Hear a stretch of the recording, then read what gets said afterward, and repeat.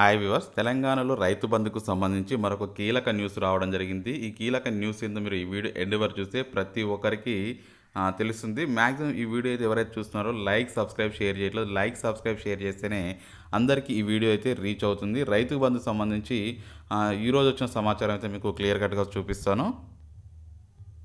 So రైతు బంధుపై అయితే కొంచెం మార్పులైతే తీసుకురావడం జరిగింది. వీరికి మాత్రమే వర్తింపజేసే విధంగా క్లియర్ కట్‌గా కొన్ని రూపకల్పనలు చేయబోతున్నారు. యాక్చువల్‌గా రైతు బంధు ఈ నెల 26/12/2023 నుంచి మాత్రమే రైతు బంధు నిధులు రాబోతున్నాయి. దాంట్లో ఏందంటే కొన్ని నియమ నియామకాలు చేయబోతున్నారు. యాక్చువల్‌గా సాగులో ఉన్న భూమికే రైతు బంధు ఇచ్చే యోచనలో ఈ స్కీమ్ తీసుకురాబోతున్నారు. అంటే ఇప్పుడు ఒక పర్సన్‌కి ఎన్ని ఎకరాలుంటే సంబంధం లేదు. కానీ ఎన్ని ఎకరాలు సాగు చేస్తారో అన్ని ఎకరాలకు మాత్రమే ఈ యొక్క రైతు బంధు. ఎగ్జాంపుల్ ఒక 1000 ఎకరాలు ఉన్నప్పుడు ఆయనకు 500 ఎకరాలు సాగు ఉండి 500 ఎకరాలు బీడు భూమిగా ఉంటే 500 ఎకరాలకి మాత్రమే ఇస్తారు. మిగతా 500 ఎకరాలకి కట్ చేస్తారు. అంటే దీని ఉద్దేశ్యం ఏంటంటే వీళ్ళు ఎవరిని కించపరచకుండా ప్రతి ఒక్కరు సాగు చేసే భూమికి సహాయంగా పెట్టుబడి ఇవ్వబోతున్నాం.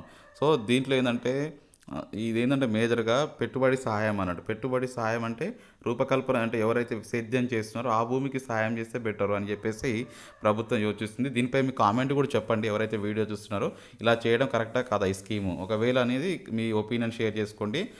రైతు బంధుపై అయితే లిమిట్ లేదండి. మొన్నటి వరకు 1-10 ఎకరాల వరకు అనుకున్నారు. కానీ ఇప్పుడైతే ఈ లిమిట్ ఎత్తివేస్తున్నట్టు సమాచారం. ఇంకోటి ఈసారికి రూ. 5,000 మాత్రమే ఇస్తారు. దీంట్లో ఎటువంటి చేంజెస్ అయితే చేయకపోతుండొచ్చు. కొత్తగా అప్లై అయితే చేసుకునే అవకాశం ఇస్తున్నారు. సాగులో లేనటువంటి భూమికి మాత్రం రైతు బంధు ఇస్తారా లేదా అని చెప్పేసి చాలామందికి క్లారిటీ ఉంది. గుర్తుపెట్టుకోండి, సాగులో లేనటువంటి భూమికైతే రైతు బంధు అయితే ఇవ్వరు. ఖచ్చితంగా ఆ ప్రయత్నం అయితే తీసుకురావడానికి చేస్తున్నారు.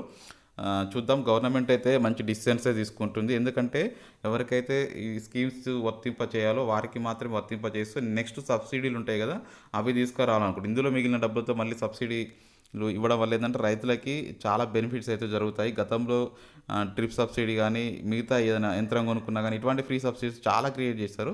ఇప్పుడు మళ్ళీ అవే సిస్టమ్స్ని ఫాలో అయ్యే విధంగా తీసుకురావడానికి ప్రయత్నం చేస్తున్నారు.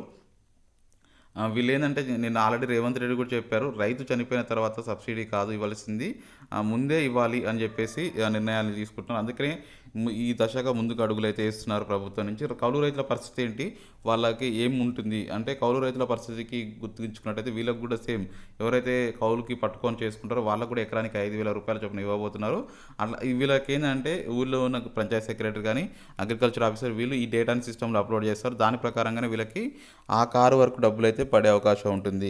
ఇట్లా వీళ్ళకి కూడా న్యాయం చేస్తామని గతంలో కూడా కాంగ్రెస్ ప్రభుత్వం వీళ్ళకి హామీ అయితే ఇచ్చింది. దాని ప్రకారంగా వీళ్ళకి కూడా హామీ చేయబోతాము అని చెప్పేసి చెప్తున్నారు. చూద్దాం, ఏదేమైనా ఒక గుడ్ న్యూస్ అని చెప్పుకోవచ్చు. రైతు బంధుపై అయితే కొత్త మార్పులతో అయితే వీళ్ళకి మాత్రమే పడబోతుంది. ఎప్పటికప్పుడు మన ఛానల్ని చూస్తున్నట్టు సబ్స్క్రైబ్ చేయండి, షేర్ చేయండి.